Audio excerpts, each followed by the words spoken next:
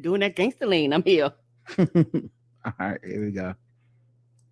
Hey, welcome to another episode of the Blackout Tips podcast. I'm your host, Rod, joined as always by my co-host, Karen. and we are live on what appears by all facts and clues to be a Sunday.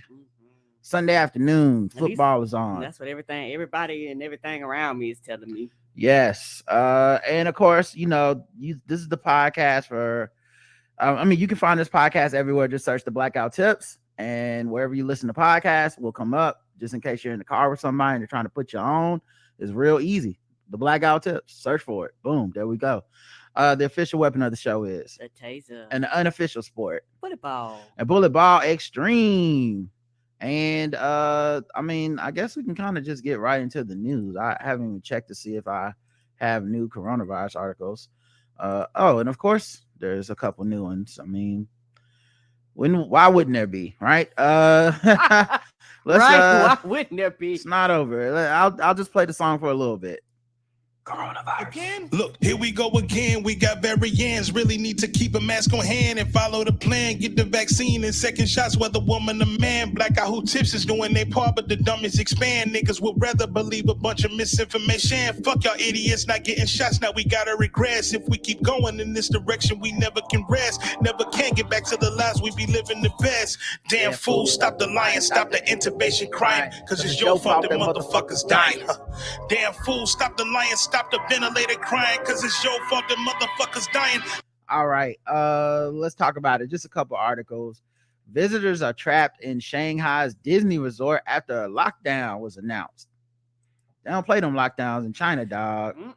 Yeah, because didn't we read an article? Somebody tested positive and people was trying to run out before they locked them in the goddamn store. Lockdown in China is basically like street lights in the hood. Like if you was a kid out playing and street lights came on, you was like, oh shit, you supposed to be home already.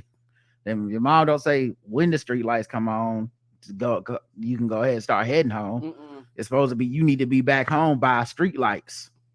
Whatever street lights is. Street lights, a clock. Street is not, you can't find it on no watch, but you can't set your alarm to it, but you know when street lights is. Yeah, you do. Because they start, and then when they start flickering, you better start running. So that's how the COVID lockdowns is in China, street lights. And this was the second time this has happened. I thought we had read something like this before. So yes, the second time it happened in the last 12 months. Yeah, I remember reading another one. And them people was panicking to get out of there. They was like, no, I don't want to be locked up in here. In a repeat of scenes from across COVID zero China, viral videos on Monday appeared to show guests rushing to the locked gates of the theme park in an attempt to escape the lockdown. It followed extraordinary scenes of the weekend with a mass escape of employees from a lockdown Foxconn factory in Xinjiang to walk up to hundreds of kilometers to their hometowns. Woo, they was like, what you ain't gonna do is lock me up in this bitch. It's also wild that that if you somehow escape before the lockdown is officially like able to stop you, that's just okay. Like, cause these almost feel like zombie apocalypse rules where like if one zombie gets through, we shooting them all death. We trying to stop the spread, but yeah, this is wild, man. And they was like, because if you in here, we can enforce it. If you're on the other side, you just happen to be free this time. You ain't get caught. But it's also wild that with these harsh tactics, COVID is still very real over there. Yes, it is. I just don't know when people keep talking about America being so much worse at this than everybody, and I'm not saying we aren't. I still don't know anywhere that's just, back to like, yeah, COVID's not around. We can just do what we want. Like, no one's been able to figure a way around this shit. Everyone's just having to deal with various degrees of precautions, no matter what. Yes, and some are extreme and some are very lax, but, at least most places have some form of precaution, there, or at least been like, hey, be aware that it's out there. Yeah, so this is a year after they closed before. Now they still got to do it. And lastly, Orange County declares health emergency due to flu and RSV cases.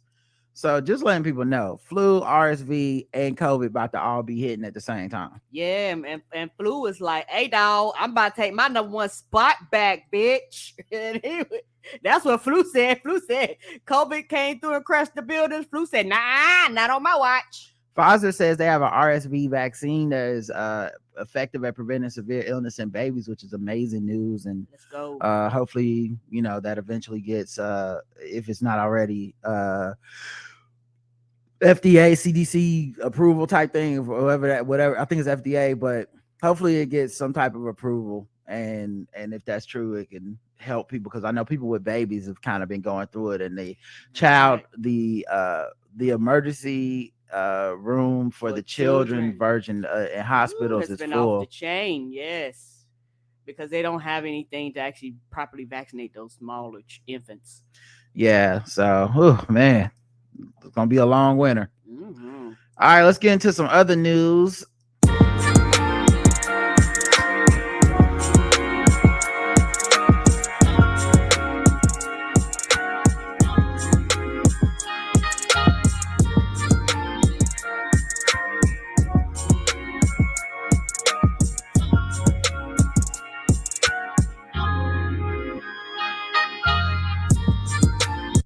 All right, let's get into regular news. Elon Musk, your man, announces $8 verified check to Twitter users. You have to pay to play, he says. So here's what I like. Everybody's been looking at it the opposite way. Like, everybody's been looking at it with the like, man, this is fucked up. I got my blue check mark and now it doesn't mean anything, or Russia's gonna get a hold of $8 a person and make a bunch of bot accounts and spread misinformation. Like, I get that. Those are very valid points, whatever. I don't. Here's the thing I want to see. As a person that's had a blue check mark all this time, I want to see which of these people talk shit and is about to go spend this $8. Mm-hmm. Yeah, because a lot of y'all been talking shit about the blue ticks, the blue checks, the black brunch elite, whatever it is. The Illuminati Twitter. And every time a person with a check mark happen to say something you don't like, it becomes a systemic issue, which never made sense to me. Nope. But now we about to see which of y'all really had something against it and which of y'all was just envious bitches. Right. Which of y'all was just out here like, I wish I had a blue check mark, but because I don't, you ugly anyway. I didn't want to have sex with you, you ugly ass. Like, I want to see which of y'all coughing up the $8, because that's gonna be the real deterrent. Like, everyone's missed that point, trying to make the bigger points about the elections and shit, which are much greater points. But the petty in me, I want to go back and look at everybody that's ever. Because it don't even matter what you could just say something like, man, I don't think sugar should go in grits. It's like, here come the blue check elite blacks, the blavity brunch blacks, always. It's like, what? Always making us feel bad for no reason. Only a check mark determines who likes what in grits. That doesn't even make sense. No, it does not. I also don't like sugar and grits, but I don't have a check mark. So you evil somehow. And I'm like, cool. If I see you spend that $8, I'm judging. You know what I mean? Because I'm definitely gonna not pay my $8, so I know I'm losing my check.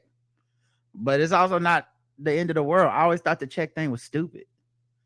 Like, I didn't get it. I didn't want to get it. Like, I didn't apply for it or some shit. Didn't apply for it. They reached out to me, and I always wanted to get Karen a check mark, which we tried over the years many times. We do the same thing. She's a co-host. She's been on every single episode of this show that I've been on. They look at me like, whoo. They always said she somehow wasn't newsworthy enough. Even we submitted articles and reviews and interviews that we've done and conferences we've been at. Like, you would think it's like, hey, verifying Karen for the reason they claim, which is that you don't want someone impersonating you and shit. Verifying Karen should be just as valid as verifying me, and they did not do it. And I'm convinced they only did it for me because what I said went viral on Twitter. Correct. So since it went viral on Twitter, they were like, oh, we want to, at that time anyway, we want to capture the moments that went viral on our platform to show what we're doing for these people. You can get famous here at Twitter just by making a joke about Bernie Sanders, So yeah, I'm not gonna spend it. I don't, but I always felt like it was stupid because, and on all these platforms, by the way, you shouldn't have to be like a celebrity or famous or write for a thing. If you send your fucking photo ID in and verify, you just want to verify that this is me. Right. And you don't want anybody, you just a regular ass person. You go, I don't want nobody mimicking me. Right. Yeah. I mean, Facebook had something similar, not with verification, because they now had that kind of check mark elite thing too. But they had a thing that was kind of like, you can't just put your name down as just whatever. Like you could initially make your Facebook page and be like, Rod stunting on my haters, slap a motherfucker in the face. And then they would be like, made people stop that. Somebody would be hating inevitably, and somebody would be like, this isn't his real name.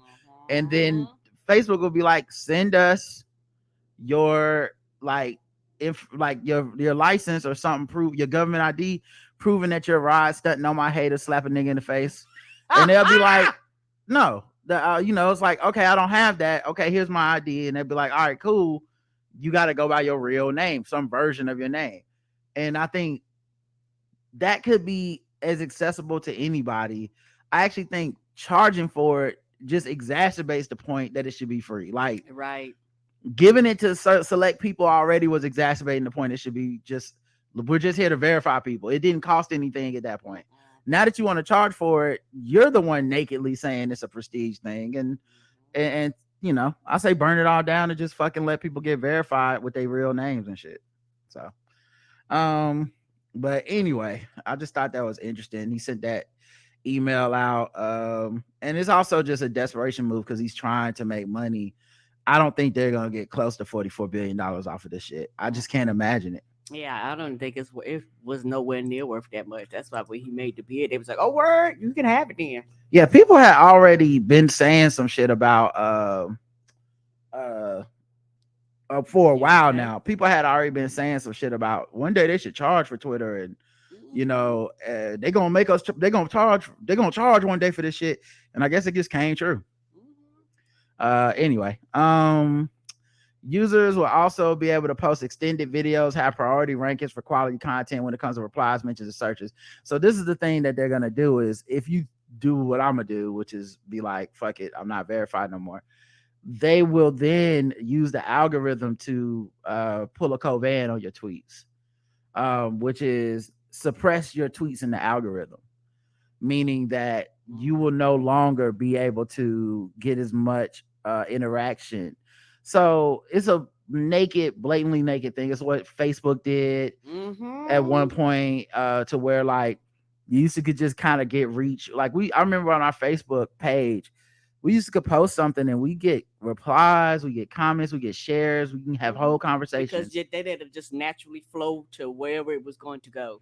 And we didn't have to necessarily put out an advertisement or anything to be like, hey, we're going to do this thing. And people go, oh, okay, cool. I saw it in my feed.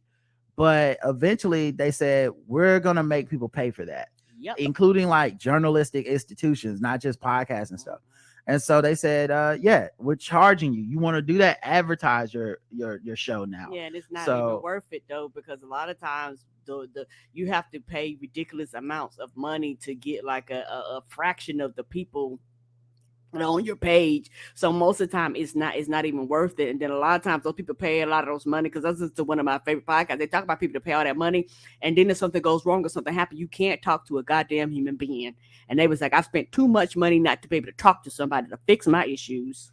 Yeah, and for me it's not even that expensive. It's just the fact it shouldn't cost you anything. Yeah, just let it naturally. Like we've had advertising campaigns that was like $20 or something just to promote like a live show we were doing or something.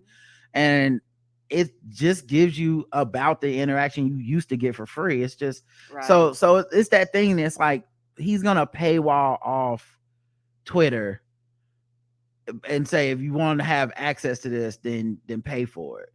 And it just feels the same thing to me as Facebook and whatnot. Yeah. Whenever they made a lot of these changes, started suppressing, people wouldn't see in their friends, people, you following pages, like things that you actually want to see and you can't have it in there. And what happened on Facebook? A lot of people started leaving us like, well, I'm not getting none of this shit in real time. The fuck am I here for? They also like laid off like half the employees, and then there's a rumor that they had to ask some of them come back because their roles are probably more important than they thought they were. Yeah, and some of the teams they laid off, people are, it's a lot of hearsay, it's scuttlebutt. I don't know that any of this is verified, but people were saying stuff like the people that do the fact checking and stop misinformation were some of the first people to go. Like, it's just all a fuck. It's just all fuck fest. It's all bad. Yeah, and he's running something that he has no idea how to run, and he's just doing whatever he wants to do. And months from now, I could see lawsuits and all types of shit happening, because in some states, particularly, if it's a right to work state, that's different. But some of these states, they not right to work. You can't be like, you out of here. you have to give notice, and it's checks and balances and shit like that. And some states, unions, like, you just can't be all willy-nilly with it. So in the next few months, I could see class action lawsuits happen and go, bitch, you fired me. No, I don't want this raggedy ass job back, but I had a job working with you. Yep. So we'll see how it goes, but I think it's just one of those things where all these websites and social media platforms are not ours. We get on them and then we start feeling entitled to a space that a private company doesn't have to provide us. And we're all addicted to these sites, but it is still our prerogative to get the fuck off of them and to move on. I agree. And I think if people really are that thrown off by the changes that Elon Musk is making, or just him owning it, then people will show it by less interaction and no longer blogging on. I think deleting accounts, things like that, a big exodus. You've seen it happen organically with Facebook making some of the decisions they've made, and now they're in Tumblr. Just pick whatever site, MySpace.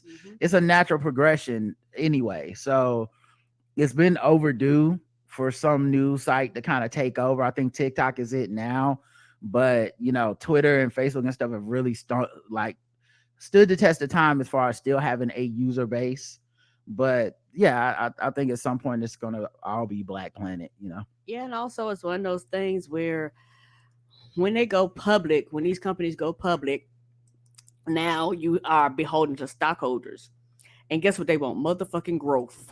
So the whole thing is about growth, and the whole thing is about making profits, and the whole thing is about advertisement, and like that becomes a part of the platform. So you have to institute certain things to make this happen. But there is not an unlimited amount of people on the planet, and there's not a limited amount of people that have not heard of your platform. Because some people are going to be like, yeah, I know it's there, I don't want it, or yeah, I know it's there, I'm not as active, or whatever the case may be, and some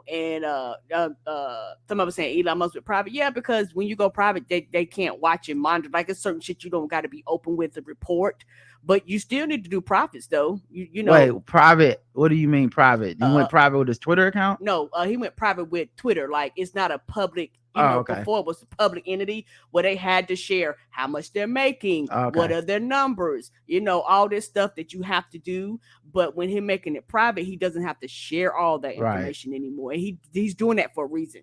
Yeah, like I said, I get everybody's point, but I almost get a little tired of the constant I don't know, like surprise or animosity or whatever against these like white people and shit that is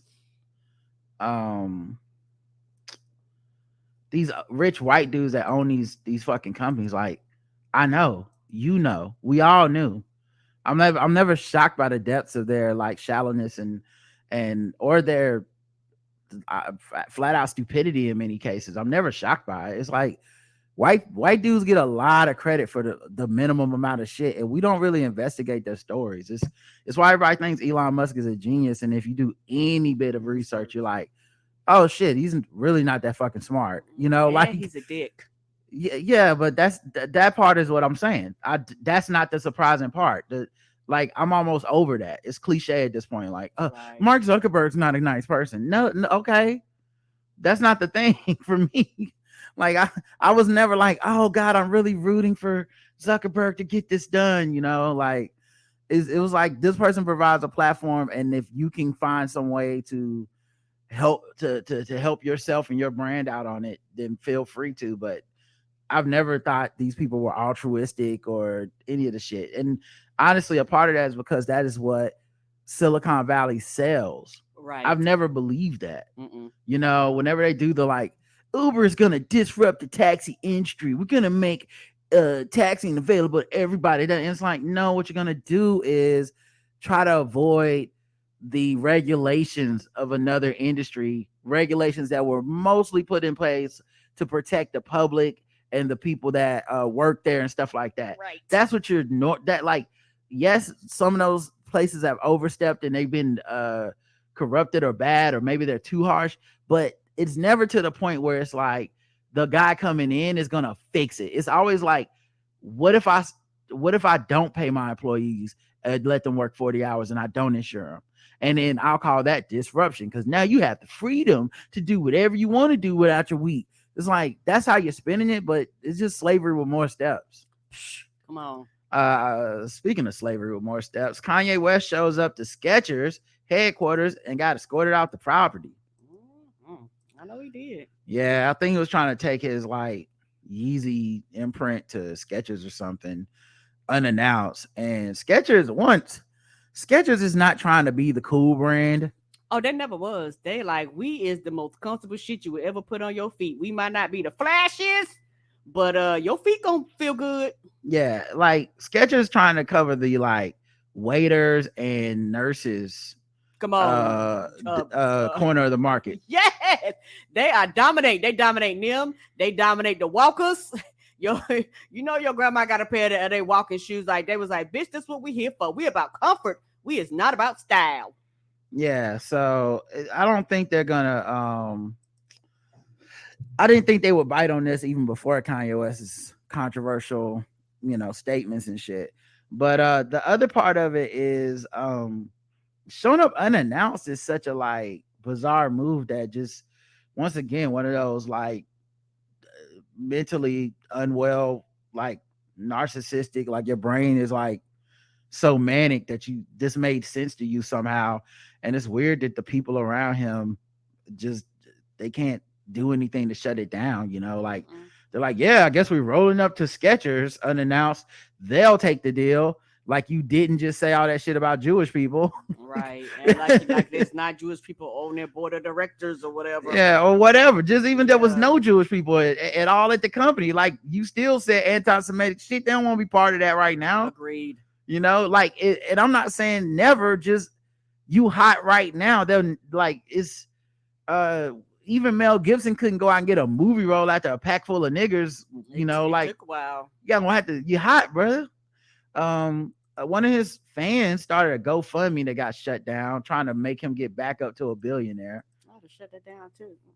Americans' obsession with like billionaire as a like status and a class and stand culture of how we root for celebrities, quote unquote, is so crazy, because you got people that probably ain't got $8 to give Elon Musk that want to just give money to Kanye West just to make sure he can maintain being a billionaire despite all the shit he's done in the last like few weeks. Agreed. Doesn't make sense. Yeah. GoFundMe, of course, shut it down, but it's just, I don't know. I don't know. It says something that, and then the other thing too is, I think with a lot of these personalities, there's people that just they're also fucked up and they're like worshiping these guys. Agreed. For the wrong reasons, but yeah, I'm gonna make Kanye a billionaire. It's like, how far into the Stan Wars did you get before you thought that?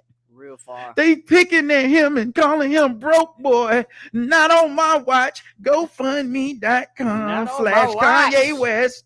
Like, go ahead. Like, did they have the description the way they had the description for everybody else's GoFundMe? Kanye would never ask me to do this himself, but he recently lost out on several large endorsements and a marriage. And I am here to make billionaires great again. Yeah, I just feel like as a community, we need to all come around. Like, what did this person do? Kanye West, White Lives Matter, like shirts that he wanted to sell, he probably can't sell them because why can't he sell them, Cam? Oh, I'm assuming he fell out with them. The people was like, no, you said some anti-Semitic shit. We're not selling your shirt. Wrong. Oh, He don't own the copyright. It's a trademark thing.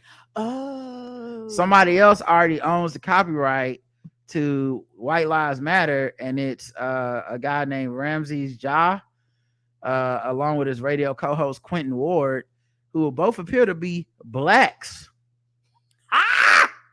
So I wonder if this is a case of blacks buying buying it before the white man could get his hands on it. It was like, what you won't use is this one. Yeah. Now let me know. I'm gonna try to play the video for y'all. Let me know if y'all hear echo, if you can't hear it at all, because this thing with the thing with Crowdcast is sometimes I can't tell if it's gonna play right or not.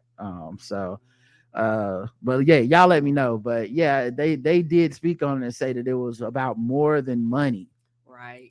Which might mean that there's no amount of money that can be offered to come off it. If Kanye West or someone were to come up to you and would say, Ramses, I want to pay you X, Y, and Z for this trademark, what would that number have to be for you? Now, is anyone having audio issues with echoes and stuff, or is everybody in the chat seem cool? Yeah, because we can't tell because we can hear it. They say echo. Echo. Okay. Give me a second. We're just gonna share it without the audio thing and see if that'll fix it. Boom. All right. Now let's start over. If Kanye West or someone were to come up to you and they would say, Ramses, I want to pay you X, Y, and Z for this trademark, what would that? Now, first of all, looking at this brother, he looks like Aaron McGruder drew him for the Boondocks. Oh, this man, I can already tell shits. He is too militant to give up this for any amount of money. He did not spend all that time growing his fro out like that, buying those bespectacled glasses with the tint, and getting that John B. Stubble. Come on. For somebody to just punk him for White Lives Matter. He bought this with intentionality. Number have to be for you to sell the trademark? Well, it's important to bear in mind that right now we're not looking for that. We're not soliciting that. We don't anticipate that as an outcome. However, we were tasked with doing the most good with this maneuver.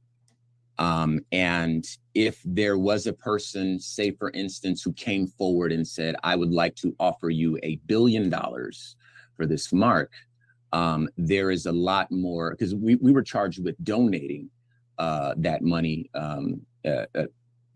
to certain, we have to spread that money around to different Black orgs fighting for Black and brown people's rights and communities across the country. I know it. Right now, we're not. As a person, say, for instance, who came forward and said, I would, there is a lot more, because we were charged with donating. Yeah, I could tell just looking at them. They didn't buy this on some like ha ha ha shit. He bought this on some militant, like we trying to. So I guess his trade-off is if the money was so big that he could turn around and donate it to a bunch of Black causes and increase the viability for Black people all over with that money, he'd do it. But obviously not for this shit. That money around to different Black orgs fighting for Black and brown people's rights and communities across the country. Orgs like the NAACP, orgs like the Urban League, even the United Negro College Fund. We have to weigh, we were tasked with weighing what that number could be. And for us, we haven't talked about it, of course, but $1 billion might do more good in terms of combating voter suppression initiatives. It might do a little bit more good in terms of, bringing attention to environmental racism, bringing attention to police brutality. All right, listen, hopefully he on the up and up. But when I seen his name was Ramses Ja and seen them glasses and shit, I was like, well, Kanye's not getting that. Not for that foolishness. No. Yeah, this him and his co-host. Oh no. Yeah. Oh, yeah. Kanye get that up, dog. Them niggas look like the stone that the builder refused. Come on. Okay. Come on. Come on. He looked like your great uncle that worked at the coal mine. No, thank you. Yeah, like they absolutely are. His hands look like they are hard as shit. They're giving Huey Freeman all day. Yeah, he got that. I had to fight all my life. Look. Mhm. No, you ain't getting that. The individual that make ladies sing the blues, the spark to make your idea bright. Come You know on. what I'm saying? Drake, speaking of bright, Drake apparently put out an album. I haven't listened to it yet. Another album? Did he just? Yeah, just another album. Okay. Honestly, I blame a lot of especially black women. Yeah, it's on y'all. I'm sorry to say. I blame a lot of this on black women because he came out with Honestly Nevermind right before Beyonce came out and shut the world down with Renaissance. And everybody picked on Drake for having a not as good version of a dance album and trying to slide it out before Beyonce came through and shut down the buildings, right? And it hurt his feelings. Okay, it hurt his poor little light-skinned feelings. So he made another album. And he was so upset that y'all didn't like his little lo-fi bops, which weren't as bad as y'all said they were, but the jokes were too good to stop the momentum, to be honest. I was laughing at the jokes myself, but Honestly Nevermind was his dance album, kind of, not even a dance, was really more lo-fi. It was really more lo-fi chill shit. But anyway, I think he took that personally, and the jokes got to him. And so in this album, he came out and he was talking a bunch of shit, and a lot of the shit was about some popular black women. One was about Ice Spice, who I know, Karen, you don't know. Do you want to go and tell everybody how much you don't know about her? I know I don't, since you already. Are you sure? I already gave him memo. But I know this is one of your favorite things. I'm giving you this moment to go off. No, I'm good, but I don't know her. Okay, but that's all you got to say. I mean, the people look forward to this. I feel like you robbing the people of how much you don't know Ice Spice. Y'all know I don't know her. I guarantee you half of the audience is going, who? Just like me. Why you act like I be the only one to be lost? No, you speak for the people that don't know. So I thought, they probably feel represented whenever you I don't know, what is an Ice Spice? I just feel like you letting them down right now. You didn't really give them anything to work with. I am sorry. I disappointed you all. The I don't know crew. All right. Well, she made a song called Munch, Feeling You. It's extremely viral and popular. She's big on Instagram now. I don't know about the other apps, but she's like a young up and coming rapper. I think she's from New York. And she in her video, it's like her and a bunch of black girls, and they're all just hanging out and dancing and shaking her ass and the camera and stuff. And there's a meme going around talking about how what young people do. Yeah, but there's a meme going around about how oh yeah, I like this video, haha. And then people pause it at her shaking her ass, and then they show their screenshot of them with their volume muted. You see what I'm saying? So it's like they're saying, is this even the right video? What the fuck is this? NLE Chopper? He the one who made the video?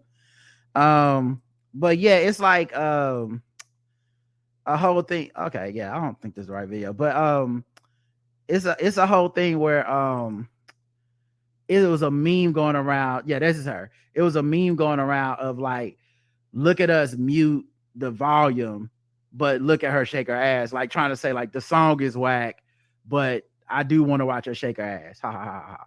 And so I think it kind of became a bit of a meme or a funny joke. And so Drake had a line about listening to this female rapper he didn't name her, but without her. Like she a 10, but got the volume on mute. So, you know. She's pretty. Oh yeah. I mean, you know, of course. But so that was one of the lines. And then he also talked shit about Megan Thee Stallion. He talked shit about Serena Williams' husband, saying he was a groupie for Serena Williams. He had something to say, her husband. Yeah, and yeah. Which was hilarious. Yeah, he didn't, you know, he's got the ultimate white male security, and he's really cashed in on that in a way that, like, you know, I have nothing but respect for, because he just be out here like, yeah, that's fine. I'm with Serena Williams, and that's enough for me. So anything y'all say about me is not really gonna. You can't say anything about me that I don't already feel. Right. It's like, oh, you just a groupie for your wife. He's like, yes, I'm a groupie for my wife. Right. Didn't you use the data? What the fuck you talking about? Right.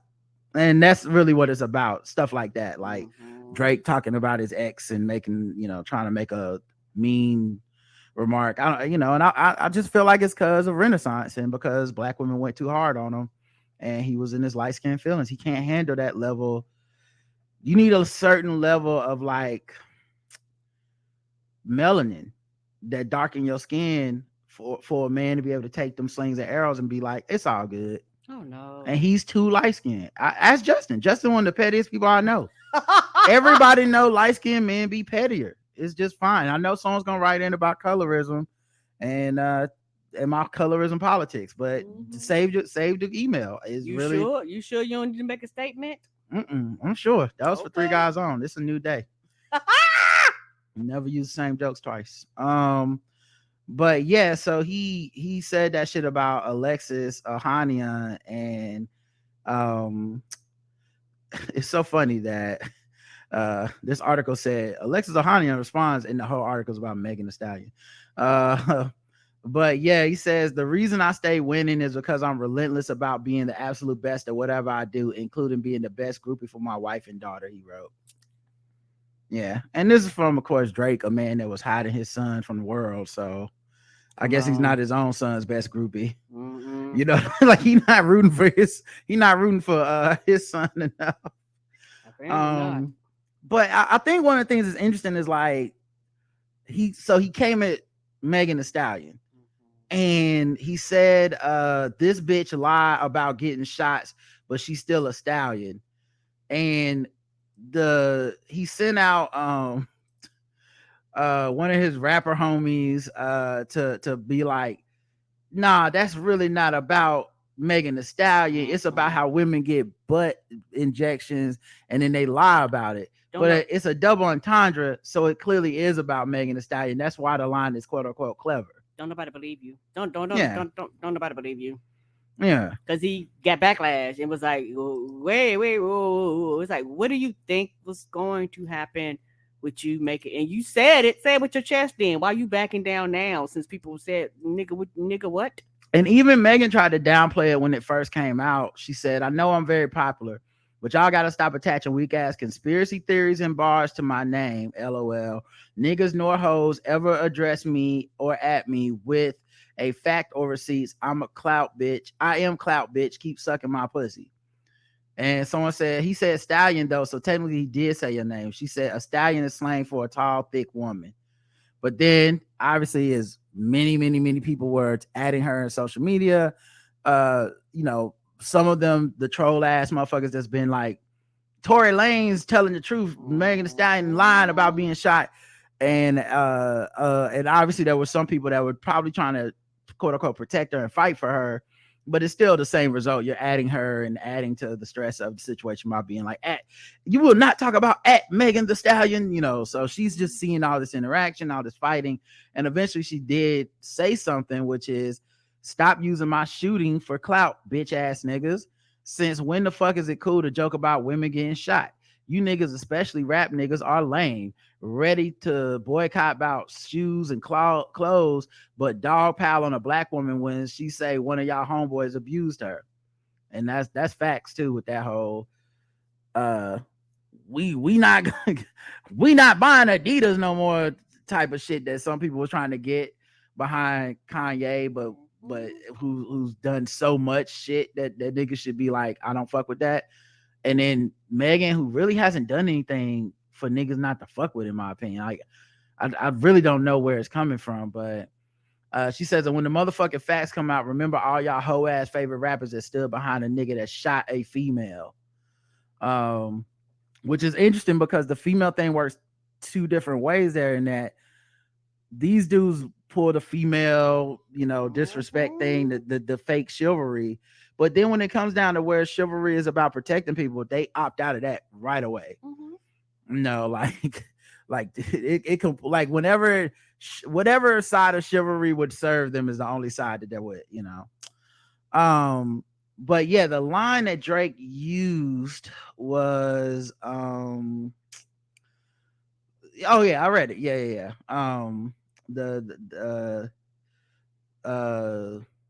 The part about the shots, right? And so and I think there was another line too that he had said that also was some bullshit. But I can't remember what the other one was. Let's see. I've been fucking on a French bitch, says la vie. I just put them on a jet. Now they all Italian way I'm dressed until I been to 1,000 islands. This bitch about to lie about getting shot, so she's still a stallion. She don't even get the joke, but she's still smiling. The next two lines are what sparked the controversy, as many believers accusing her lying. Okay. Megan addressed the incident in the Good News track, aptly called Shots Fired. Imagine niggas lying about shooting a real bitch just to save face for rapping niggas you chill with. Rapping niggas that you chill with. And if it weren't for me saying week, you would have been indicted. Should have let them lock your ass up.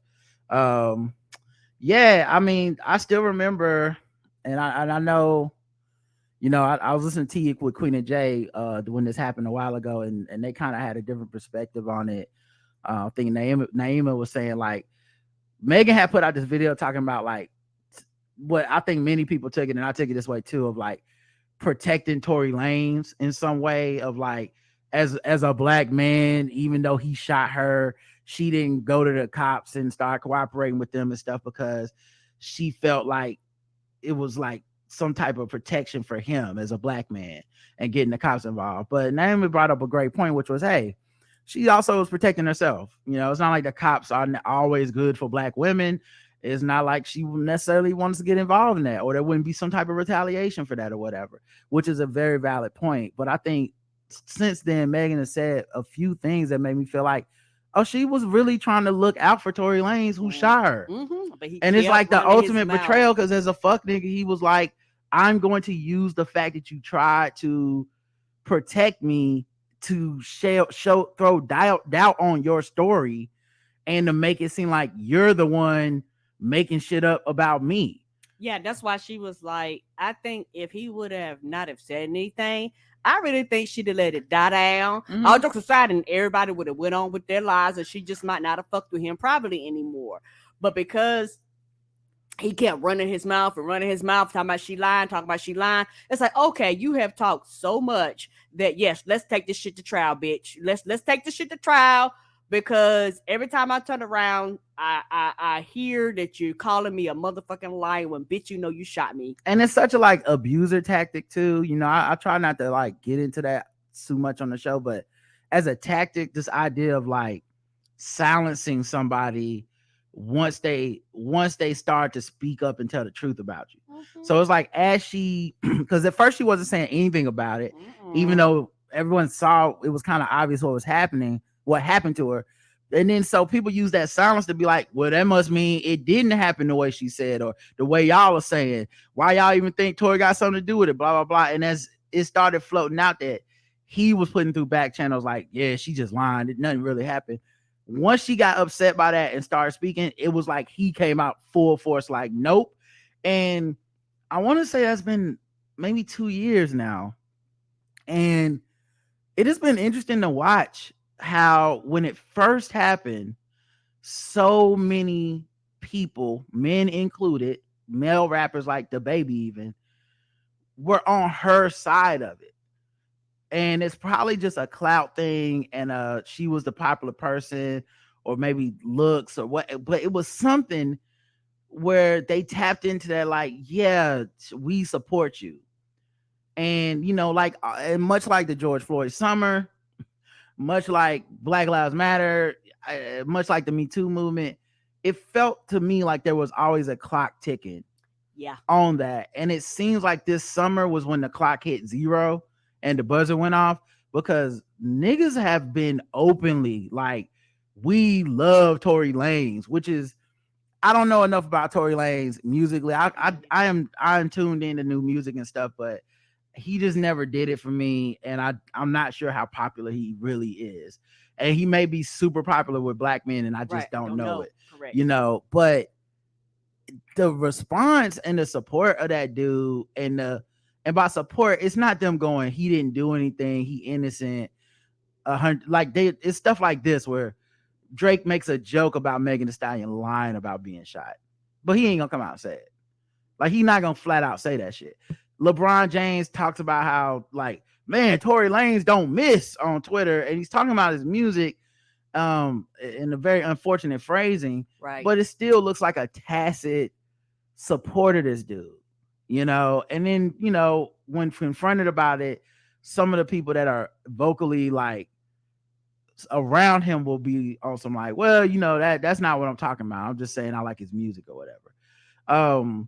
And maybe that is the truth, but it just feels like odd timing when this nigga's about to go to trial for shooting an extremely popular black woman rapper. It just seems, so it just feels like the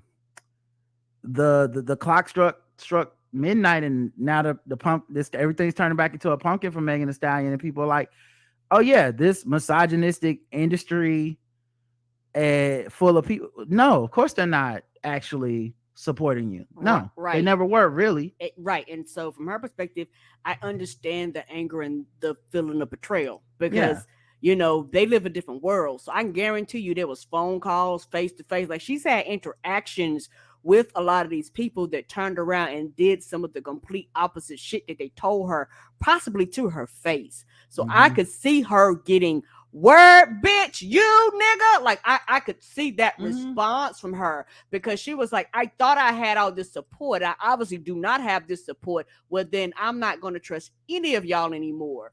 Right. And like, you know, I remember her getting jerked around on her deal, and then Jay-Z and Rockefeller stepped in to like help her get out of the deal. Like, it hasn't, it just, on a related note, it's kind of how when people support Zaya Wade because they support Dwayne Wade, and you're like, I it's ultimately for the best and it's for the good. Any support is good support, right? Compared to the animosity people have against transgender people. Agreed. Right. But you can't fool me. This is not really support of transgender youth. A lot of this support is support of a black male cishet patriarch in Dwayne Wade. And if he wasn't in the picture, the same people would be talking really foul about Zaya Wade. And they be, you know, laughing with Lil Boosie and shit, because they ultimately don't believe in supporting transgender youth. And you bring up any other example, and they go right to the same ignorance, right? Oh, you're gonna cut that little boy dick off, stuff like that, where you're like, oh, so wait, what were your principles? And it's like, oh, the principle is supporting Dwayne Wade because he's another black man like you who you know is straight. So you feel like we can't just leave him alone and his child, and then any other time you go back to the transphobia, right? And I think that's kind of what we're seeing with Megan Thee Stallion stuff, where for about 6 months it was, we're going against our programming of misogyny, of disrespect towards women and double standards, and all. We're gonna go against that. So for 6 months it was, man, listen, I love Megan Thee Stallion. I'm getting, she coming on my tour. I'm rapping with her. I'm getting on the track with her and everything, right? And then it was like back to the default setting. I'm tired. It's too much work. I didn't know this was supposed to keep going. Right. I can't keep the same. And so now you got the baby bringing out like Tory Lanez and shit. You got Drake, who seemingly was uninvolved in all this shit, Right. suddenly being like, I want to take a shot at her, no pun intended, on my album when no one was expecting it.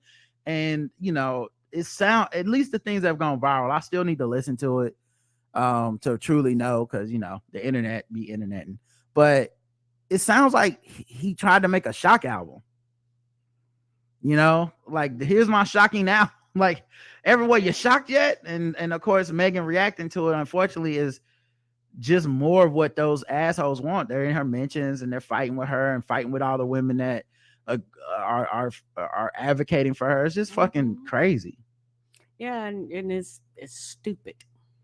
Right. So it's crazy because like him and Tory Lanez weren't really cool, because Tory Lanez from Canada and Drake from Canada, and he used to diss Tory Lanez. So I legit don't get it. I don't get it either. And you know, and it's one of those things where every time when that Drake album came out, that album was number one. Like, you know, it's like he literally won. But like, I really do think he took it personally when people talked about his album and was like, I'm gonna put out another one, because I'm looking like it ain't been 6 months. That's why I was confused when everybody was like, a new album. Did he just put out one? Right. So anyway, fuckboy shit that Drake's doing. I don't think we really got to talk about this on the show, but Paul Pelosi, Nancy Pelosi's husband, got attacked at their home. She wasn't there. It appears that like a deranged man targeted them after years of being online and being in all these social media circles of QAnon, MAGA, conservative shit, where they've been charging up, you know, anti Democrat conspiracy theories and just reckless abandon. And it always felt like this is going to lead to somebody getting hurt. Yes. And so this man broke into their home when she wasn't there, attacked her 82-year-old husband with a hammer. He was able to call the police from the bathroom, but when the police busted in, the man with the hammer got the hammer from Paul Pelosi and hit him over the head with it a few times. He had to go into surgery. He's out of hospital now, and he, you know, obviously, I guess surgery went well, but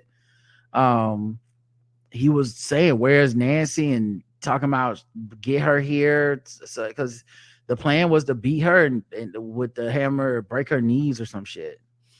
And this is how I feel. I lay all this at the feet of Donald Trump and the Republicans. I lay this all at their feet. I really do. All of it lays at their feet, because they allowed this bullshit to happen. They allowed these people to come in and take over their party. They allowed their party to get more extreme. Nobody wanted to rein it in. Nobody wanted to live in reality. You know, and it started with the Tea Party. You know, you allowed them to come in, and next thing you know, they got these prominent positions, and then you gerrymander everything so that you guarantee you could win. So then everybody has to go more extreme. And also, this is an overflow from January the 6th. Because the whole purpose of that was to get in there and fuck them up. It was to get in there and kill them and do all types of shit and record it and put it online to strike the fear in the mass public. That was the whole purpose. The whole purpose of this is to strike fear. And so, you know, yes, this person had a mental issue. I can guarantee you that. But you guys allowed this to happen. Our government, not at any period of time, particularly under Trump, and this is where it blew up, started regulating this shit and be like, no, you can't do this online. Like, no, y'all can't do this. Start investigating, start arresting. These people are publicly telling you shit. They're telling you what they're doing, where they're going. Like they're not smart people. So you have to nip this shit in the bud, but they did not, particularly underneath Trump. And so, you know, I laid this at their feet. That's why, in my opinion, it was fucking insulting when they came up there and they was like, we feel sorry. Bitch, no, you don't. You don't feel sorry at all. Because if you felt sorry and had any ounce of compassion, you would stop the bullshit that you are allowing to happen to go in your party and rein this shit in. Yeah, some of them don't even feel sorry. No. You know, some of them are making jokes about it and shit. This reminds me a lot of my reading about, you know, Civil War history and stuff, where it feels like Reconstruction, like we're in Reconstruction again. And the biggest thing that hampered Reconstruction was sympathy for vile white people, racist white people, Southerners that were former slave owners and stuff, and they just said we need the tender mercies of the Northerners, and Northerners wanted the country to be quote unquote whole again, and rather than saying, hey, the only way to really be whole is to see this thing through with making equality in the South a reality. They said, no, it's getting difficult. The white guys say they don't like this. They're still welcome to the table in Congress and the Senate and all this shit, and they're coming up here. Let's just go ahead and let it back in. You know, let's just let it over with. And Abraham Lincoln got killed after the Civil War. Right. You know, and one of the reasons being, you know, he was for like black suffrage and stuff, like voting and empowering black people and putting them in offices and shit. Like he didn't get killed as like a Civil War tactic or a result of a battle or something. Like the point is, like the war was still going on. It wasn't really over. Right. And that's how it feels. Like, yeah, Biden's in office. Yeah, Democrats have larger numbers than they had before, even if it's not a like mandate level of numbers. And especially with the way that the Republicans are setting up the current election, where they clearly are trying to make an argument of if and when we lose, we're gonna say it was stolen. They're clearly making that argument. Like, I don't know how anybody can't see that. Like, I actually expect them to lose these seats. Like, I think the media has been acting like these polls and all this 50-50 shit. But with the early voting numbers and the mass amount of white women that registered to vote and are first time voting now because of Roe v. Wade, it's looking like even the Republicans are saying we're probably going to lose in the numbers. And that's why you have so many of their candidates going, it doesn't matter what the election results are. I will say it is stolen. I will not what do you call it? Not submit, but anyway, I will not acquiesce to say I will go by the election results when they come out, because I think they know Tuesday may not go their way. And if it doesn't, they just gonna be like, that's because Democrats stole another election like they did for Joe Biden. And that's what you do when you're desperate. That's what you do when you're in the strangleholds of we may lose our white supremacist way. Trump may have been the death knell and the last rattle. And the only way to keep that party going is to say our limited numbers are actually the biggest numbers, and we don't need no proof of that. If matter of fact, you having more people is the only proof we need that is full of shit, you know? So I think that's and Trump laid the blueprint for that. Yeah, and Bernie Sanders kind of before him, but yes, he did. I think that's what we're heading towards. And we're lucky that people like this are kind of these outlier crazy dudes, because if this, once again, kind of like January 6th, if this was a more organized, we got lucky. Yes, if this is a more organized effort, and I think the people that are capable of doing that are probably seeing the same shit we're seeing. Right, taking notes. So if this is a more organized effort, I think they would have killed her. Like if somebody that actually was watching her house, waiting for her to be there. Yes. You know, one of the other things that came out was that they're supposed to be watching her house through like the CCTV type, like security, and so they weren't watching it. The actual people in charge of watching the security were not watching that feed. So yeah, it's the same feeling for me as January 6th, where like I'm not comforted by the fact that we got lucky. I'm honestly a bit terrified that we got lucky, because it's like, what if this dude just would have had a gun? What if this dude would have just not been a crazy person, but one of those 3%er groups or something, the people that tried to kidnap Whitmore and stuff? I don't see how anybody can feel, since we learned so much stuff with like the Secret Service and their text messages and stuff during January 6th. I don't know how anybody can feel safe. And I mean that not just for the politicians, but Americans who still feel kind of like, you know, like this isn't on the precipice of collapse. Right, because we live in a country with a lot of stupid people. A lot of people are, I have to see it to believe it type of people, which irritates me. I don't have to see the building collapsing or falling to the ground for me to know it's a possibility that this building may collapse. But we live in a society where people don't believe shit until it happens. And when it happens, it is too late. It is too late. Be proactive, not reactive. And we live in a reactive country where everything's okay. Oh shit, it's not. Well, then let me fight. Well, then it's going to take twice as much effort. Yeah. Now, because you didn't want to do the little things that would have prevented this from happening in the first place. And this is why it's like a wash, rinse, repeat with a lot of this shit, because most people are not designed and they are not built for the longevity of this fight. And then the people that are built for this fight, blacks and browns and others and LGBTQ people that's been fighting this shit for decades and generation after generation after generation, we're built for this. And we go, no, this, you can't be like the day of the election and that's it. You got to be like, okay, this is the result of the election. Okay, we got to look forward. We got to do this. We got to do that. You have to adjust. You have to move. And we live in a society now where people go, oh, well, guess fuck it, I tried. And you're like, well, yes, bitch, but you do know that they're going back to the table and getting their shit together again and coming back in full force. They seen what happened, whether win or lose. They taking notes and they're going to come back with a new strategy.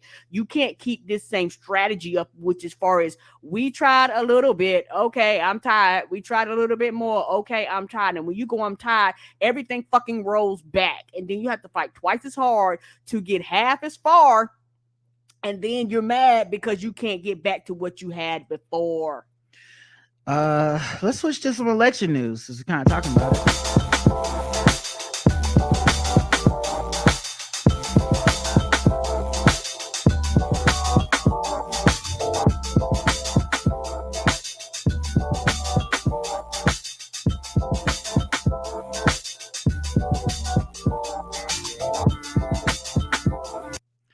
Election news. A judge restricts far-right group from carrying weapons and taking video at Arizona ballot drop locations. Yeah, these are some of the laws that Republican legislatures were able to pass with all that conspiracy bullshit about Joe Biden stole the election. We got to spend a bunch of money to do 27 recounts that keep counting to the same numbers, proving that Democrats won the fucking election. But meanwhile, these grifting ass companies and the white people that own them are getting cash and dollars from the state. Anyway, a U.S. district judge in Phoenix limited the ability of a far-right group to monitor ballot drop boxes in Arizona on Tuesday by restricting photo and video, ordering members to stay at least 75 feet away from the receptacles, and barring the open carrying of firearms and wearing a body armor within 250 feet. Yes, because your whole purpose is to fucking intimidate people. Yeah, it's naked voter suppression and intimidation tactics.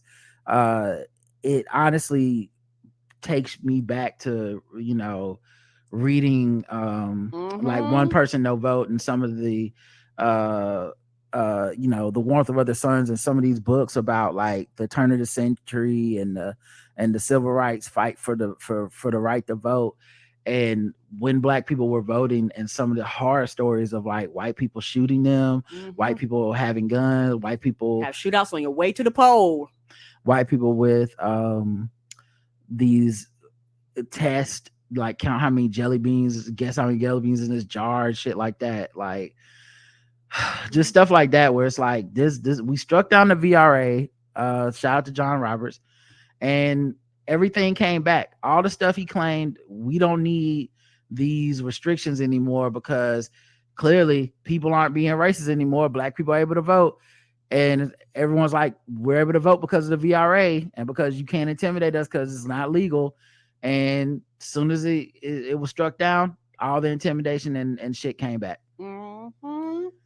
And the thing is, a lot of this now is at the whim of judges. Yeah. So suppose you got a judge be like, yeah, you can go up there with your guns and stand in front of motherfucking polls. The Supreme Court says Lindsey Graham must testify to the Georgia grand jury in the 2020 election probe.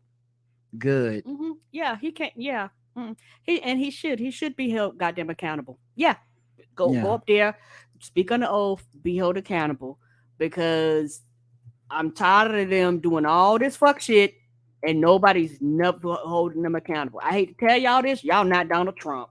And so y'all motherfuckers are going to have to talk and speak and do all this other shit. You're not him. And not to hammer on the thing that's obvious and y'all probably should have known or do know already, which is when Graham was trying to get out of this, he put out an appeal to the 11th Circuit Court of Appeals. It reached the Supreme Court where conservative Justice Clarence Thomas temporarily put a reprieve. He did block it. Meanwhile, Clarence Thomas's wife, Jenny Thomas, is one of the main people behind the insurrection. Right. So, and he never recuses himself from any of this shit. So, man, when those affirmative action judgments come back, man, it's going to be all hell. It's going to be all hell because, he one of the main outspoken people against affirmative action. And nigga, you wouldn't even have got the job if it wasn't for that. Get the fuck out of here. Jury convicts the men supporting the plot to kidnap Governor Gretchen Whitmer of Michigan. So, good. Yeah, y'all don't have no business doing that. Yeah, good. Go to jail. A form of intimidation. Lock them. That's not just intimidation. They were gonna. Who knows what they were gonna do to that woman? Yes, they were gonna kidnap a sitting fucking governor. Mm-hmm. Like, because they didn't like the lockdowns, supposedly. The Secret Service held on to Pelosi threat until after the insurrection. The Secret Service knew of a threat to Nancy Pelosi on January 6th, days before the insurrection, but they did not pass it along until hours after the Capitol had been breached. Secret Service, man, some of them was in on it too.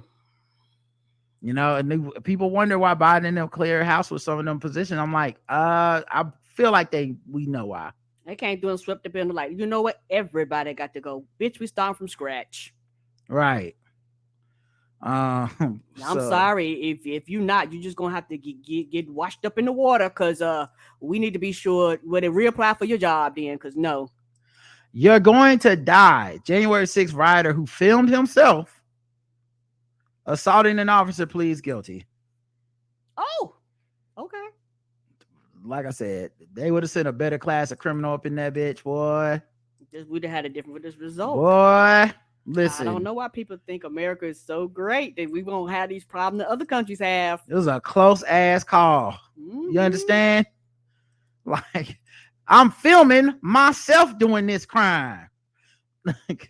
Ronald Sandlin, 35, pleaded guilty to conspiracy to obstruct an official proceeding and assaulting and resisting or impeding certain officers. I don't see the sentencing thing, but just that he pled guilty, and that's because the DOJ don't really miss. So once them charges is in there, they got you on 4K. You've recorded yourself. A GPS on. Yeah, like what's up. Douglas Jansen, a man who chased the officer on January 6th, could face more than 50 years in prison. He's been convicted of 6 felonies. He's been convicted of felonies. January 6th felonies. So I don't know how many it was, but the ones from January 6th. Mm-hmm. He appeared in several media photos of the attack while wearing a black t-shirt with a large Q on it, which, QAnon. Mm-hmm. So he probably won't get 50 years because almost nobody gets 50 years. Right. But he gonna go to jail. Yes, sir. This is his picture for those if y'all don't remember him. Yeah, he he just finished doing a dance move in Step Up to the Streets. Like he about to challenge the police officer to do a dance too. Your move, officer. I just keep expecting like Steve Harvey to come out and introduce them. Yes. All right, now settle down, player, settle down. Like what? But yeah, just could do more of these, but I'll stop there. Let's move into some let me do some fucking with black people. Trying to think, what do I want to do? You know what? Why don't we do some black capitalism instead of fucking with black people this time? I feel fucked with enough. This show's been a bit of a downer. I'm sorry, everybody. We can always get it on track by celebrating some black capitalism. Let's go with DJ Jaffa's version. Black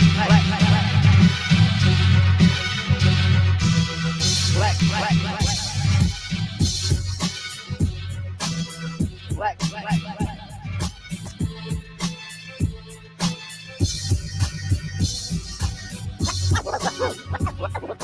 Black capitalism. Black capitalism.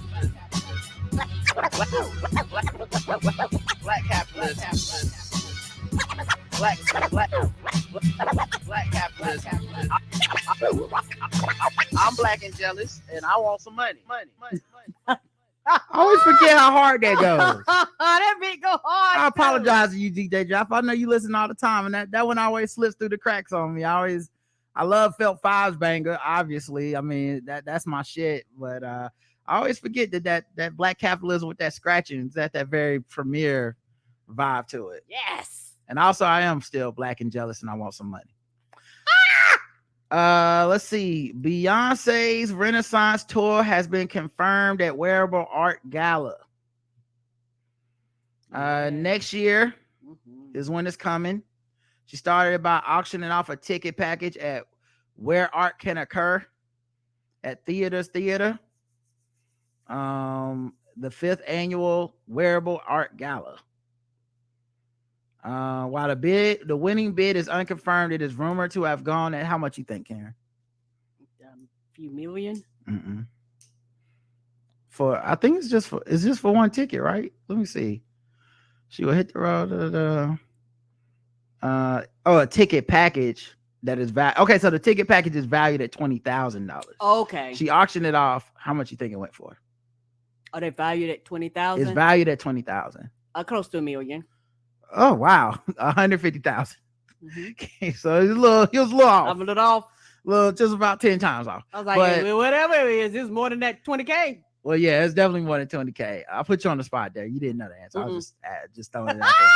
I would have said $1 million too. But yeah, $150,000. And okay. Which means they could have just waited and paid like probably $20,000 for this same experience later. But that's the power of Beyonce. It was like, well, I just need to secure mine. It might sell out. I don't know. Come on. If I can get it for $150 now, who knows what the resale is gonna get later, Right. But yeah, so that tour coming. I know she about to rack up. Everybody go. I don't know. 2023. Everybody was like, I'm back on it. I think her, Rihanna, and Taylor Swift is all going on tour next year. And Taylor keep releasing more dates. And it's sounding like she might have got well, it's a conspiracy. I don't think this is really what happened. But a lot of Taylor Swift fans are saying that she the reason that the Washington Commanders owner has to sell the team. They've been trying to get him to sell the team forever. Controversy. But everybody know Taylor pretty woke. And so she would never fuck with Dan Snyder.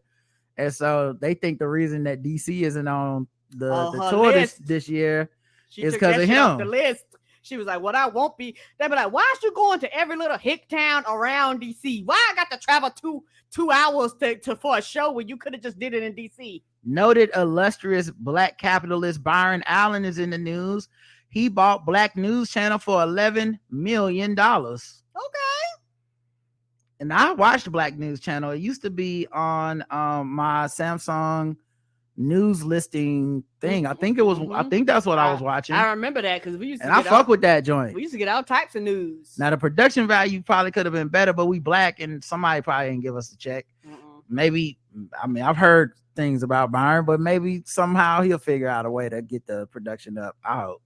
Because I love news with a black point of view. It was awesome. You just tune in, they just interviewing some random black person. It's like, or they just, have a segment. They like, and now we're gonna cut over to like, some black person and recognize, and you're like, oh, look at this. It's like Saturdays on MSNBC, but all the time. All the time. But yeah, so he's in the news for that. And then also he struck a deal with CBS to bring HBCU sports to major broadcast and streaming platforms. Come on, HBCU sports. Yeah. And people can feel how they want to feel about Deion Sanders, but he got people looking at HBCUs like for real. He got ESPN is like, you know what? We might need to go down there and cover this shit. Yeah, there's definitely been a type of awakening around HBCUs and black athleticism and black power. I'm still kind of partial to Bomani's take on it with like I'm a little bit trepidatious about the monetizing of HBCU sports and hoping it doesn't lose focus on the thing that HBCUs have over every university for black people, which is the focus on the athletes as students and the focus on the students as students. Yes. And the influx of money in America typically leads to how do we get more money and less how do we do better by our students. So I'm not predicting that will happen, but it's definitely something I'll keep my eye on, because it's cool to get the rights to TV and stuff, but then that becomes the pressure of like, and we need to get better at athletics.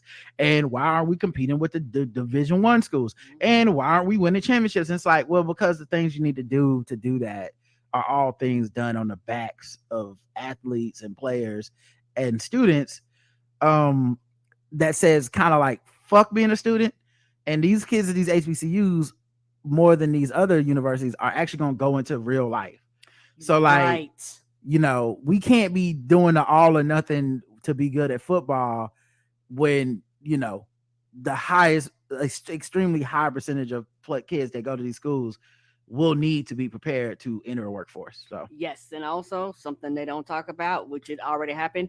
You send tuition through the motherfucking roof because it is about making more money. And most black and brown students, like, they are limited in the amount of funds. Not all. Yeah. But they are limited in so the it's just, like I said, I don't mind it. I think it can be very fun. Agreed. Just hope it's done well. I hope the influx of cash goes to the universities and not just Byron Allen's pockets. Right. So I'm all for this. Just, I will, just as a HBCU graduate, I'll definitely keep my eye on this just in case. Same. Rihanna is facing backlash for including Johnny Depp in her new Savage Fenty fashion show. So it's ahead of the release of her virtual lingerie runway show. She is facing criticism for casting Johnny Depp in the production. Depp will be the first male to appear in a spotlight moment in the fourth installation of the show, which is set to premiere on Amazon Prime November 9th. And of course, this comes out this contentious defamation trial with Amber Heard, his ex-wife. So people are upset because it's like Amber Heard is alleging this dude was domestically violent to her, and Rihanna, being a person that survived domestic violence, I think maybe people thought she would not have Johnny Depp in this. I don't know. Rihanna's not the kind of person that really gives a lot of statements, which is kind of served her in some ways. Like, the thing with Rihanna that I find interesting is that I think Rihanna became an icon to a lot of people because she doesn't say a lot. Yeah, she used to talk a lot, but after a while, it kind of calmed down, particularly online. And a lot of her fan base that really support her almost support Rihanna in spite of Rihanna. Like, they love her more for just existing. And then allow her silence in a lot of cases allows them to fill in the gaps with fantastical stories that are truly about themselves. Right. Regardless if they're true or not. Right. Because she's also been cool with Chris Brown for a minute. While the people that, think they have her back are the ones like, man, fuck Chris Brown forever. She's already been off of that. So I don't know. That's a complicated thing. I don't know what you do with it. You have to decide for yourself how much she's allowed to have feelings that you don't either agree with, or how you don't really know these people, and who knows what their relationship is and all this shit. And then another thing too is like, I remember she was giving out like awards for something, and she gave Sean King an award, and Black Twitter was mad about that. And it's like, I don't think she'd be on Black Twitter to know any of this shit. And if you're not on Black Twitter all the time, Sean King looks pretty fucking reputable because he just continues to work, and he and unless you just privy to this drama, it hadn't at that time at least become big enough for Rihanna to not work with him. It still might not be big enough, like, because they write articles, but they never prove he's scamming or stealing. They just go, I got a lot of questions. Well, you've been having a lot of questions for 5-6 years now, and no answers to the questions, just more and more questions. She probably don't care. Yeah, that's what it boils down to. She don't care. And actually, even though this might not have been her purpose, she gonna call people's bluff. And the reason why I said it is because all this depends on if you like them or not. Because some of these same people are gonna be some of the same people that's gonna buy tickets to her concerts. You're gonna you're scratching every time she whiffs because you want an album. So she don't call your bluff. I've already seen, if it's somebody you don't like, you be like, fuck them. I've already seen people say she like pull up old articles and be like, did you know Fenty uses child labor in the articles from like 2 years ago? And it's like, sounds like y'all was waiting for the day.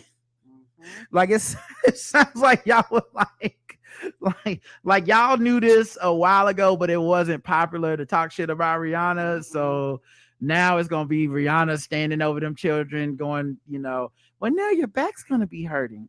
Look, they're gonna turn her into like a monster. Meanwhile, I remember for years the running joke for me on this show has definitely been Rihanna's the only billionaire that they like, and so they don't treat her like that. Correct. But now that she's done something that they don't like, having Johnny Depp in this show, for instance, I feel like all of that we hate billionaires thing is going to come up, and now she's going to be an evil billionaire. And it's a complicated thing because she's a victim of domestic violence. So like, I don't know, it just feels icky, but I don't necessarily know that this is gonna be something. I just feel like put it this way, I feel like what is happening is that the upset and disgust and the traitor and all that stuff that people are feeling is not from Rihanna herself. It is from what they built up in the space of Rihanna's silence. All right. She was not a very talkative, vocal person about a lot of this shit. She did a lot of charity and humanity work. She, said that one thing about Kaepernick, and I think a lot of people built up a person she might not be. So her doing the Super Bowl now, when ostensibly nothing's changed with Kaepernick, it like you saw people feeling the need to defend her and defend this idea, sounding a lot like Jay-Z, who they mocked 2 years prior for saying we're past kneeling. Now when Rihanna says I want to do Super Bowl, everybody's past kneeling. Like, so she's kind of stepped into this void. Like, they pushed her into this void and put her on this pedestal. I don't think she was supposed to be on that pedestal, and I guess this is the balancing act of pulling her back down to like, well, now she's doing things we don't like. It's like, yeah, she never really was doing anything for you or not for you, right, in the first place. And she been doing things that y'all really should, quote unquote, not like, and y'all kind of haven't been saying shit. So yeah, that's what I think happened. But good luck to her, And at the end of the day, she don't care about y'all being mad. Yeah, well, yeah. I mean, I think most people they'll be mad this weekend, and then they're gonna watch that Fenty thing, and they're gonna buy Fenty makeup and lingerie and shit. Yes, sir. Snapchat is paying 25 Black content creators $10,000 a month as part of a new accelerator program. Oh, good for them. I did not know Snapchat still had money. The social media platform is partnering with Google Pixel, UCMMN, and Will and Jada Pinkett Smith's Westbrook Media to launch the new accelerator program. Thank you to Will and Jada. Okay, you love to see it. Black capitalists helping out Black people become Black capitalists. It's the best. Honestly, we're never getting Black socialism. So since we can't have that, let's get this capitalism working. Okay. All right. I seen how it works out here. All the socialists be shitting on it, but then they be asking for my capitalist dollars over and over again. Okay, so y'all gotta chill out a little bit. Okay, this community funding thing ain't funding for me. I'm the one always giving. When I'm gonna get back? Just no, fuck. And the last black capitalism is Dwayne Johnson's Black Adam, or as I like to call him, African American Adam. Has landed him his biggest domestic box office opening, $67 million in the US and $140 million globally. I can't believe that's his biggest one. Right. Out of all the movies he made, this is the biggest? I would have thought Fast and Furious or something was. Wow. So yeah, good for him. I did not, as many movies he's been in, I just thought by sheer numbers and yeah, just like the statistics of it. That man does not turn a job down. Yeah, who knew? All right, let's wrap this thing on up and get out of here. Where's my sword ratchetness? We will be back every day this week, probably except Wednesday. I know we got a Hornets game. We got a Hornets game on Wednesday. Yeah, so probably won't be here for that one. And no Balls Deep on Thursday because we're going to see Wakanda Forever. Mm-hmm.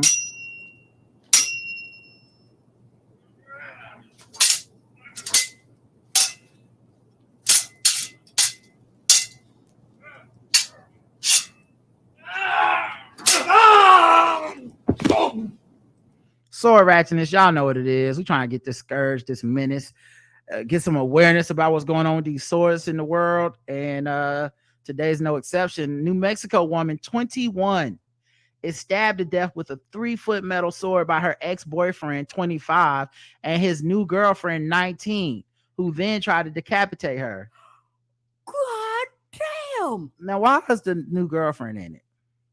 Police are investigating the murder. Sounds like some First 48 shit. Yeah, this definitely sounds like Fatal Attraction or something. Yeah, like, for my man. Yeah, this definitely sounds like that. But yeah, police investigating this murder of a New Mexico woman who was allegedly stabbed to death with a 3-foot metal sword by her ex-boyfriend and his new girlfriend. Kiera McCulley, 19, and her boyfriend Isaac Apodaca were charged with first-degree murder in connection with the death of Grace Jennings, 21, who police said was stabbed in the garage where the couple lives. I gotta tell you this too. So young. I'm watching this show, I Am a Stalker, and you know, I read these articles every day. We're gonna have to find a balance between like abolition and some of these niggas need jail. I'm sorry, but it's a non-starter. Some of these niggas need jail. They need to be separated from society. Yeah. Like I'm watching that I'm a Stalker, and some of these niggas are downright unrepentant. Like some of these niggas is looking dead in the camera like, you know, these bitches, man. Am I right? And it's like, then they go back into the documentary part and they're like, and January 6, 2003, he rode up to her parents' house and stabbed them both and shocked them with a taser and then tied them up and escaped right before the police got there. Yeah. And then they cut back to him. He's like, yeah, you know, I just wanted to go down there and talk to her parents, you know, and let them know that everything was okay. I'm like, you are convicted and in prison and you still haven't reconciled what you did. Jail forever. Right. Or they'd be like November, you know, the 22nd, 2009. They were like, he emailed me 50 times in the day, all saying crazy shit. Mm-hmm. And he was like, I just wanted to come out. I just wanted to talk to her. I just want to talk to her. It's like, well, the email say, bitch, I'll kill you. Right. I'm gonna kill your family. All this. It's like, oh no, you can't come out. No, you I don't think it's even possible for you to come out and be not stalking these people and all the people be anonymous or living in some new place. Like all the people in that got stalked are still scared this nigga gonna get out to this day. So right, anyway, they know they locked up. This reminds me of that. This is her ex. Why the fuck are you killing me? We exes. And with your ex-girlfriend, what the with fuck your new girlfriend? I mean, with your new girlfriend, what you got her on? Cops arrived at the scene around Saturday about 2 p.m. after they received a call from Apodaca's mom that McCulley was killing a woman in the garage. Jennings' body was found in the garage near by a bloody sword, had several injuries consistent with being cut or stabbed with a sharp object. We did collect the sword. It is a metal sword, said the Santa Fe police captain Aaron Ortiz. I can't give detailed information as far as where it came from. That's still under investigation. McCulley was spotted by police in the backyard, but quickly fled the scene. She was later arrested, along with Apodaca, who had also called the police to report the murder. And it looks like his ex-girlfriend, they have pictures in here. Mm-hmm. It looks like his ex-girlfriend was a black girl. Oh no, baby. Yeah, like she like a little goth black girl. And then that's them, his new white girlfriend, and he's looks like he's Latino of some type. Like all this youth. I mean, ain't nobody 25. The night before Jennings' body was discovered, she had her ex-lover Apodaca. She asked her ex-lover Apodaca if she could sleep over in the garage him and his new girlfriend share together at his mom's house. Oh, everybody's a loser. Well, everybody's young too. Mm-hmm. McCulley said Jennings stayed in the same bed. According to Apodaca, the next morning, McCulley told Jennings and Apodaca to leave. Apodaca claimed he left the garage for 2 minutes to use the restroom inside the main house, and he came back and Jennings was dead. Nobody's going to believe that, baby. I did it, his new girlfriend allegedly told him. Apodaca claimed he ran to call the police after telling his mom. McCulley later told police she couldn't remember killing Jennings due to her undiagnosed multiple personality disorder. Wait, undiagnosed. Okay, anyway, McCulley stated this sounds like the ultimate, like the mental health is an excuse type of thing. This is that example of like, oh, now that I've done a murder, I'm crazy. He like, well, it sounds kind of premeditated, and maybe y'all lured her over here to kill her in the garage. Like this doesn't make any sense. It sounds like that, but that's probably one of my personalities that I've never documented or had any evidence any evidence before, like nothing. Just came all of a sudden. Like, it's like how the end of Snap always ends with that one last ditch effort from the woman to be like, he was beating me the whole time. It's like, yeah, he was beating you the whole time. Yeah, they go back and they be like, we don't have anything on our record. That's what they're going. We don't have anything. And that's why you took out 12 life insurance policies yesterday. Yeah, we asked the family and nobody said anything about your behavior. He was beating you the whole time, but also you overcharged all the credit cards and then got just enough life insurance to cover the debt. Like what? How, ma'am? Who knew? Hey, you know, women can do it all. McCulley stated that she was partially hopeful that get a woman that can do both. Apparently, McCulley stated she was partially hopeful Miss Jennings was dead, but could not remember what happened to her.